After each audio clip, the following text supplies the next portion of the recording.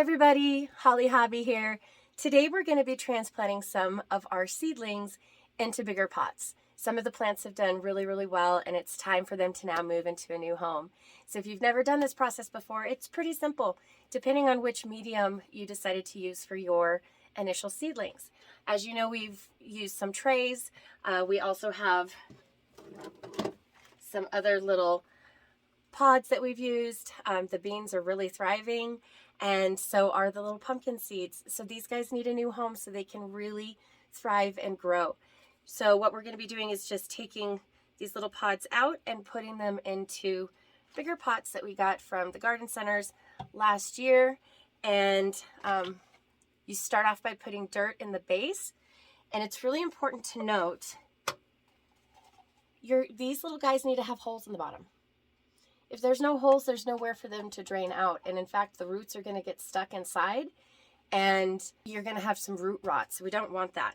Now, because there's holes in the bottom of these, you want to make sure that you do have some sort of a tray to capture additional water, because you want to make sure that they get water and nourishment and that the tray can capture what's left.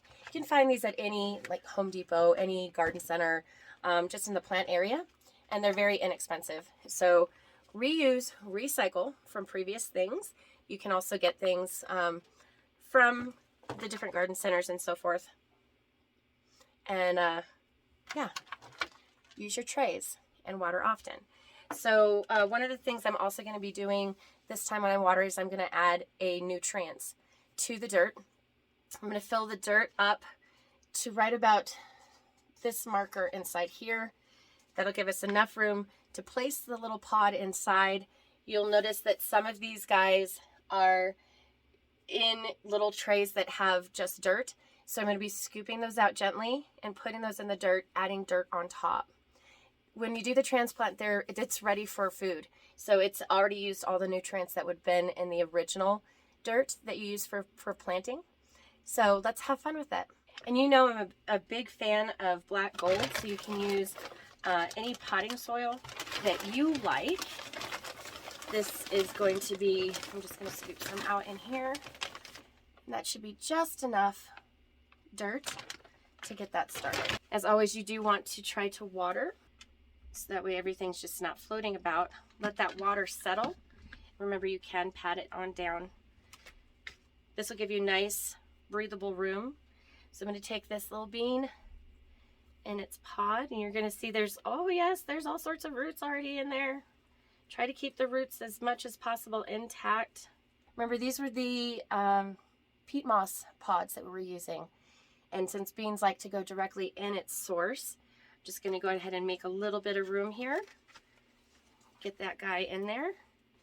And then we're going to add more dirt to support it. This way those roots have more space to grow in and can really thrive. That's going to really help. Adding some more water. You'll see there's some water already draining out of the bottom. And this stalk is really solid. What I've been doing in addition to the grow lights is using small little fans in this space. So that way, I might have to get a little stick to tie this guy up. So that way it's got some movement, and it's already starting to get used to movement, because when they move outside, we're going to go through a hardening process where they're starting to get used to the new temperatures, but also feeling the movement of the air. I'm actually going to use a little paintbrush here and tie that up so that it's got nice solid foundation. Actually, I decided instead of using that stick, I'm just going to use a stick that tells what kind of plant it is. Get that right in there.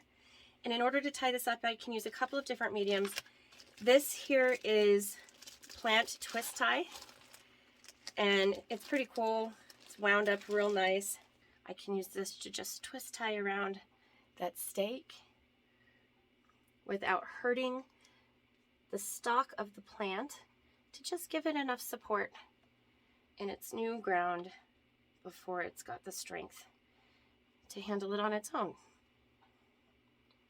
Perfect.